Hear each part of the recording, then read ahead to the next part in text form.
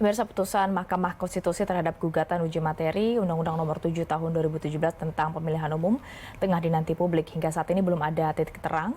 Akankah pemilu berlangsung dengan mencoblos wajah caleg atau lambang partai?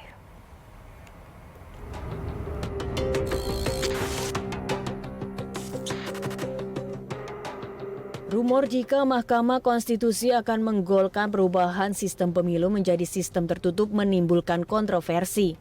Golkar, Gerindra, Nasdem, PKB, Demokrat, PKS, PAN, dan P3 meminta agar Mahkamah Konstitusi tetap menerapkan sistem proporsional terbuka di pemilu 2024 nanti.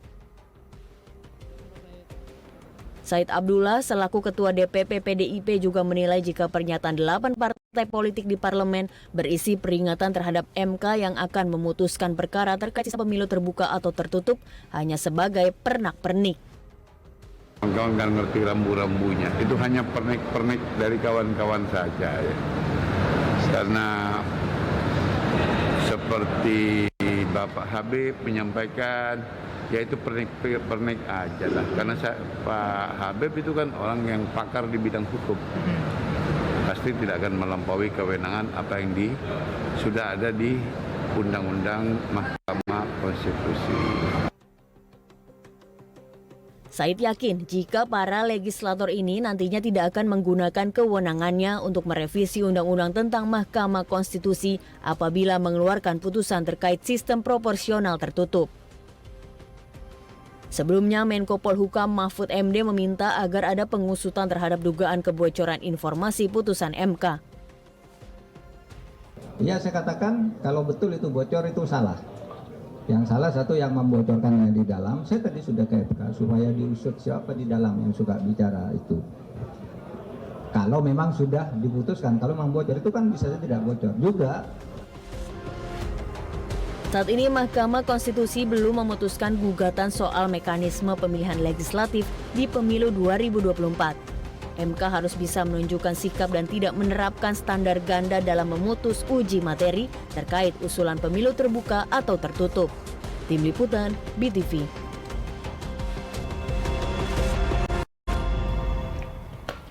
Kita bahas bersama dengan Direktur Eksekutif Lingkar Madani, ada Bang Ray Rangkuti dan juga politisi PDI Perjuangan, Rifki Nizami Karsayuda. Bang Rifki, Bang Ray, selamat sore. Sore, Assalamualaikum. Waalaikumsalam. Saya mau ke Bang Rifki dulu. Bang Rifki, ini kan rekan-rekan Anda di DPR ya, sudah menyatakan sikap ingin mempertahankan sistem pemilu dengan proporsional terbuka. Di internal PDIP sendiri bagaimana melihatnya menjadi satu-satunya partai yang tetap mendorong proporsional tertutup?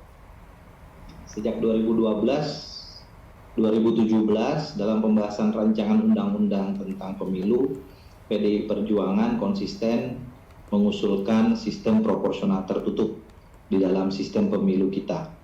Dan hasilnya dalam RUU tahun 2012 dan RUU tahun 2017 yang kemudian menjadi Undang-Undang Nomor 7 tahun 2017 yang sekarang berlaku, PDI kan menghormati ya, proses yang berlaku di DPR dan kami pada saat itu menjadi minoritas.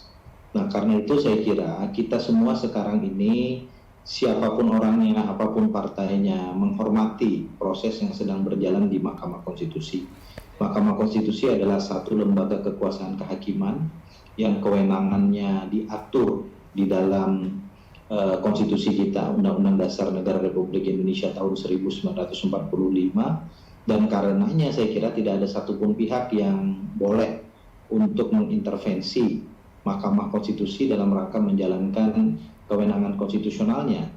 Dalam hal ini adalah melakukan uji material terhadap undang-undang pemilu. Itu yang pertama. Yang kedua, fungsi DPR RI dalam konteks putusan Mahkamah Konstitusi terkait dengan judicial review kan sudah jelas.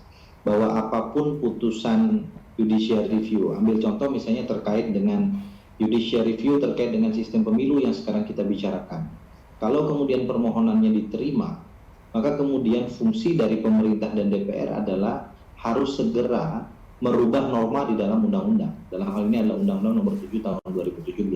Sebaliknya, jika putusannya kemudian menolak, maka DPR dan pemerintah tidak perlu repot-repot karena kondisi normanya existing tetap berlaku ke depan.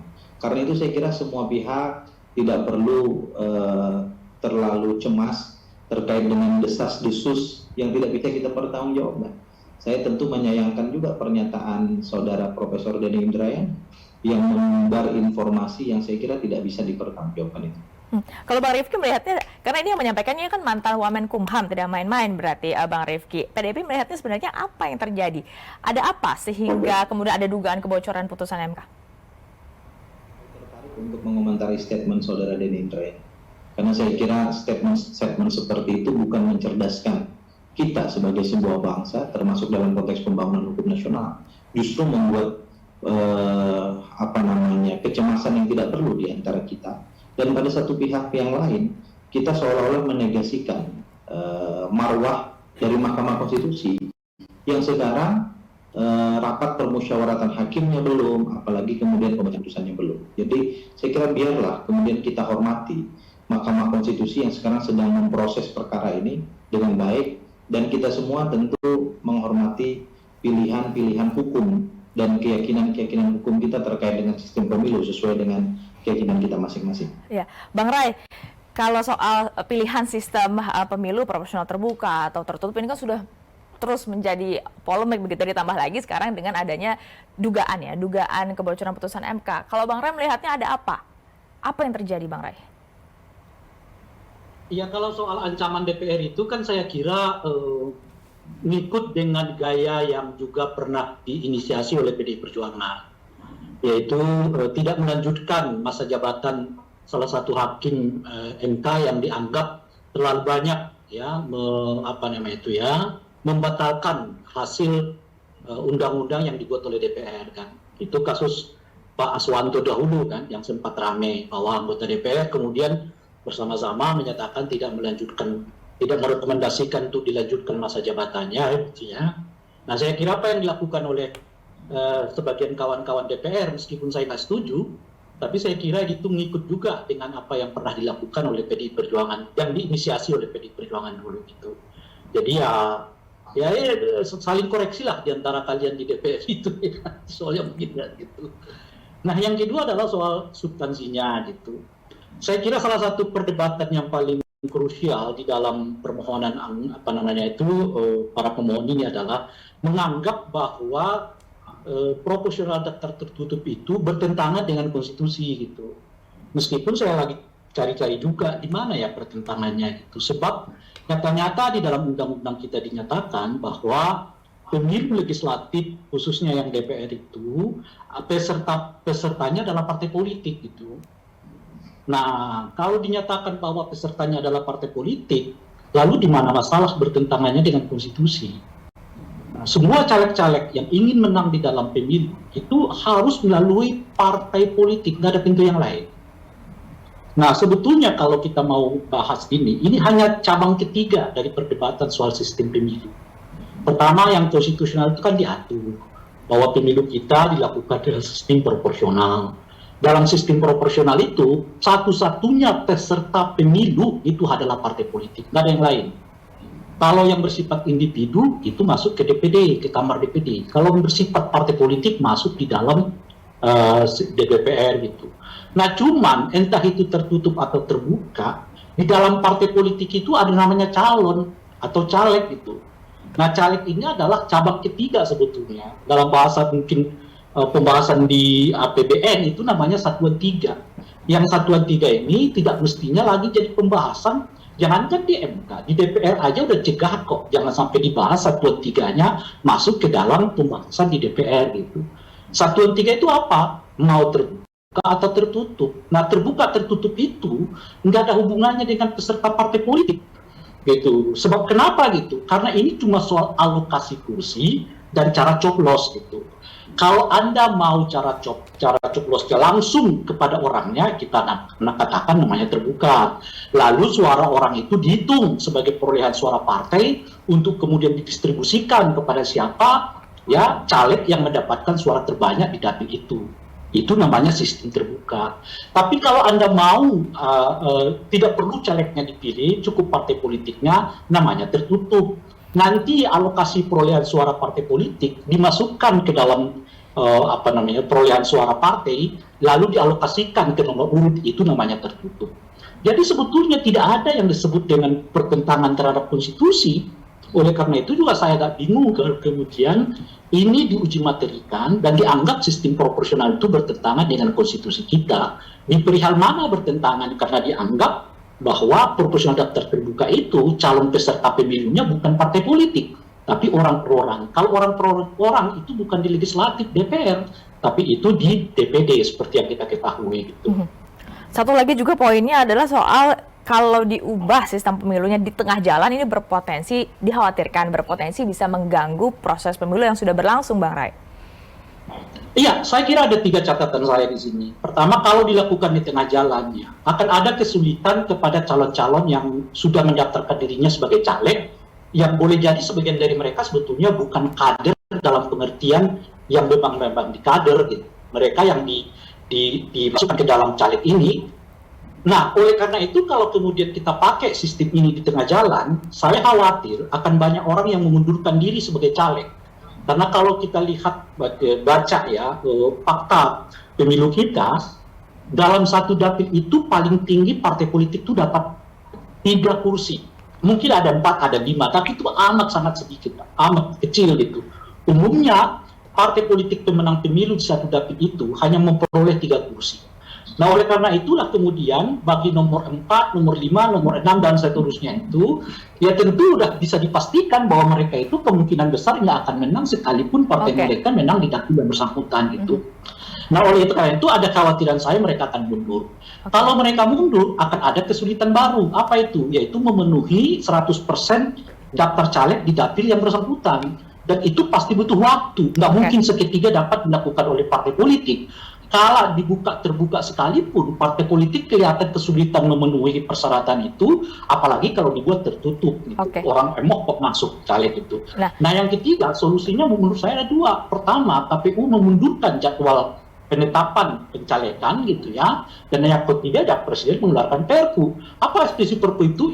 Nanti kita akan lihat seperti apa isinya gitu. Itu kira-kira dugaan saya kalau dibuat di tengah jalan. Nah, kita tanya ke Bang Rifki dari Komisi 2 juga kan, Bang Rifki, apakah juga Bang Rifki sebenarnya juga melihat ada potensi-potensi seperti itu, ada potensi gangguan jika nanti sistem pemilunya diubah di tengah jalan, prosesnya sudah 5-6 bulan kan, Bang Rifki? Ya, kita ini kan berandai-andai pada sesuatu yang belum terlaksana sebetulnya. Betul. Jadi putusan Mahkamah Konstitusinya belum, kita sudah berandai-andai terlalu jauh gitu. Dan kita ini semua terprovokasi oleh Bang Denny Indrayana, jadi kasihan juga kita ini sebetulnya. Tetapi begini, kita punya pengalaman tahun 2009 ya, bahwa Mahkamah Konstitusi kemudian di tengah jalan memutuskan ada perubahan terkait dengan calon yang jadi itu adalah calon dengan suara terbanyak, dan itu waktunya sangat mepet sekali sebelum pelaksanaan pemilihan umum pada saat itu. Apakah kemudian itu mengganggu? Ya tentu pasti akan ada perubahan-perubahan peraturan, terutama peraturan-peraturan teknis, misalnya PKPU, Perbawaslu. Tetapi kemudian pemilunya bisa terlaksana dengan baik. Problem yang terjadi dalam konteks perdebatan sistem pemilu proporsional terbuka dan tertutup yang kita bicarakan pada kesempatan ini kan problem like and dislike, atau setuju dan tidak setuju terhadap persoalan ini. Sehingga kemudian ketidaksetujuan itu membuat berbagai macam argumentasi untuk melakukan penolakan terhadap sistem proporsional tertutup itu begitu kuat. Nah, penolakan inilah yang menurut pandangan saya yang melegitimasi beberapa hal-hal teknis yang diajukan oleh teman-teman pendukung sistem proporsional terbuka itu yang mungkin nanti akan menjadi persoalan dalam konteks pengambilan keputusan di DPR. Apakah itu terkait dengan perubahan rancangan undang-undang nomor tahun 2017, terlebih dalam penyusunan berbagai berarti jadi banyak eksesnya kan ya, Bang Rifki? Kalau memang jika ada perubahan di tengah-tengah pasti banyak eksesnya. Tentu ada eksesnya. Cuman saya ingin mendudukkan bahwa ekses ini kan muncul karena ketidaksepahaman dalam konteks sikap politik ya dan sikap hukum. Problemnya adalah karena kita semua berandai-andai. Problemnya kalau Mahkamah Konstitusi misalnya mengabulkan permohonan pemohon memutuskan sistem proporsional tertutup itu, Lalu apakah kemudian kita ingin tetap menggunakan cara dan mekanisme ngotot-ngototan untuk kemudian tetap menolak putusan Mahkamah Konstitusi? Ini kan juga akan menjadi presiden yang kurang positif. Tapi saya tidak ingin memprovokasi dalam forum ini, saya ingin kita bicara teduh, kita bicara datar saja, karena ini belum terjadi. Saya kira diskusi ini akan menarik 1-2 minggu ke depan ya Bang Ray Rangkuti ya, kalau kemudian putusan sudah keluar dari Mahkamah Konstitusi. Kami sendiri tentu sudah memetakan, baik di partai maupun di Komisi 2 DPR RI, kira-kira apa hal-hal yang akan terjadi. Prinsip dasarnya kita semua insya Allah akan bisa duduk baik-baik untuk membicarakan apapun putusan Mahkamah Konstitusi, terutama jika permohonan itu dikabulkan oleh Mahkamah Konstitusi. Itu yang pertama. Yang kedua, saya kira begini, kalau kita masih ingin melaksanakan pemilu tahun 2024, maka berbagai instrumen hukum yang terjadi, termasuk perubahan-perubahan yang terjadi di tengah perjalanan ini, itu kan sesuatu yang bisa didiskusikan melalui konsensus-konsensus politik dan hukum yang ada di DPR dan pemerintah. Saya kok tidak membayangkan terlalu jauh bahwa ini akan terjadi sesuatu yang agak sangat mengkhawatirkan gitu. Dan yang paling penting saya kira kita semua mari menghormati pandangan dan pikiran kita masing-masing. PDI Perjuangan tentu punya pandangan kenapa kemudian kami selalu konsisten terhadap sistem proporsional tertutup. Apakah kemudian kalau bicara pragmatis ini menguntungkan atau tidak bagi PDI Perjuangan? Di banyak dapil juga tidak terlalu menguntungkan. Saya berasal dari dapil Kalimantan Selatan misalnya. Saya akui kalau sistem proporsional tertutup juga tidak terlalu menguntungkan. Karena caleg-caleg yang berada di nomor urut kurang baik itu pasti tidak akan mau berkompetisi. Kalau bahasa Bang Ray bahkan mungkin kabur gitu karena belum DCS ini. Itu sebagai caleg gitu. Nah, karenanya sebetulnya ini sebetulnya pilihan ideologis kalau bagi kami.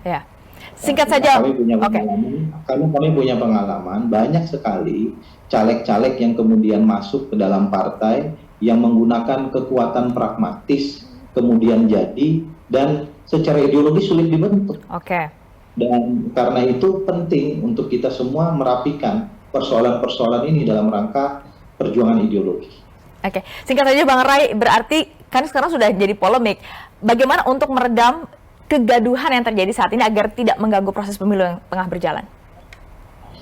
Ya, MK tidak memutuskan tidak mengabulkan permohonan para pemohon gitu. Pertama tentu karena alasan yang saya sebutkan tadi, secara konstitusional nggak ada yang ditabrak kok gitu. Alasan yang kedua, perlu membaca tren politik di masa mendatang. Saya kira dengan kondisi dan kultur politik seperti kita, pertanyaan terbesarnya sebetulnya di mana lagi relevansi partai politik dalam konteks politik kita di masa mendatang gitu. Ini menurut saya perlu dibaca dulu oleh Mahkamah Konstitusi, manakala berbagai persoalan di Republik ini telah bisa diselesaikan oleh masyarakat melalui media sosial gitu, nggak melalui partai politik gitu loh kira-kira. Nah oleh karena itu jangankan tertutup, terbuka saja pun mungkin di masa depan akan kita evaluasi masih relevan nggak sih sebetulnya dengan pertumbuhan kultur politik kita di masa mendatang dengan temuan yang bernama medsos ini, sebab prakteknya berbagai kejanggalan penyelenggaraan negara itu dapat dipantau langsung oleh masyarakat melalui gadget mereka masing-masing gitu. Bahkan pada tingkat itu pertanyaannya adalah di mana posisi partai politik kala berbagai persoalan diselesaikan sendiri oleh masyarakat melalui gadget mereka, dan tren itu terjadi. Kisah Lampung, ya kan, kisah ASN di Pangandaran, kisah Sambo, saya kira nggak akan sampai ke level ini kalau nggak dikawal oleh medsos gitu ya. Kisah Teddy tadi diberitakan di. Ada gangguan audio. Mungkin nanti kita ngobrol-ngobrol lagi ya, Bang Ray dan juga Bang Rifki, karena kita harus menunggu juga putusan dari MK.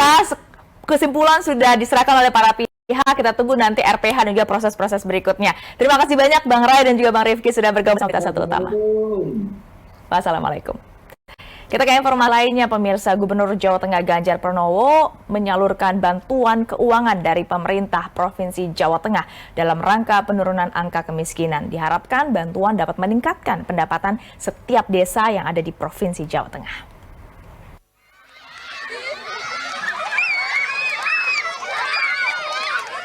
Berlokasi di ruang terbuka hijau Leyangan, Kecamatan Ungaran Timur, Kabupaten Semarang, Gubernur Jawa Tengah Ganjar Pranowo menyapa warga yang telah menunggu kehadirannya. Dalam kunjungannya, Ganjar memberikan bantuan keuangan pemerintah Provinsi Jawa Tengah untuk pemerintah kabupaten dan desa dalam rangka percepatan pengentasan kemiskinan di Desa Leyangan. Bantuan tersebut diantaranya dapat digunakan untuk mengembangkan ruang terbuka hijau senilai 11,9 miliar rupiah, pengembangan desa wisata 1,3 miliar rupiah, dan sarana prasarana pendidikan 32,4 miliar rupiah. Ganjar berharap bantuan yang diberikan dapat dioptimalkan oleh para penerima sehingga upaya menurunkan angka kemiskinan di Jawa Tengah bisa dilaksanakan secara maksimal. Ya, ini jadi beberapa bantuan keuangan dari provinsi untuk beberapa kabupaten bahkan desa ternyata bagus. Jadi ini sekarang dibuat ruang terbuka hijau, anak-anak bisa main di sini. Itu dibuatkan panggung yang cukup bagus ya. Kita bisa melihat pemandangan yang bagus sehingga bisa dijadikan sebagai area atau space untuk orang bisa melakukan kegiatan. Tadi saya contohkan umpama dari seni pertunjukan saja mereka bisa, untuk olahraga bisa ya, untuk UMKM, untuk pameran bisa, dan ini akan meningkatkan PADES. Jadi pendapatan asli desanya bisa bertambah karena ini tanahnya tanah khas desa. Maka beberapa bantuan tadi kita berikan untuk menumbuhkan desa-desa wisata, badan usaha milik desa agar bisa tumbuh berkembang dengan baik. Tentu kita butuh dampingan dari kabupaten kota ya, yang mendapatkan bantuan. Kalau yang di sini ya tentu dari Pemkab Semarang gitu untuk mendampingi mereka sehingga ini bisa berfungsi dengan baik. Saya minta tidak hanya bagus di awal, tapi bagus seterusnya. Dipelihara nanti bagus, sejuk, anak-anak bisa bermain. Jadi ini ruang bisa membuat orang bahagia. Sejak tahun 2021, tingkat kemiskinan di wilayah Jawa Tengah mengalami penurunan. Tahun 2021, jumlah penduduk miskin di Jawa Tengah 4,10 juta orang. Sementara tahun 2022, bakal calon presiden dari Partai PDIP itu sukses menekan angka kemiskinan sebanyak 3,83 juta.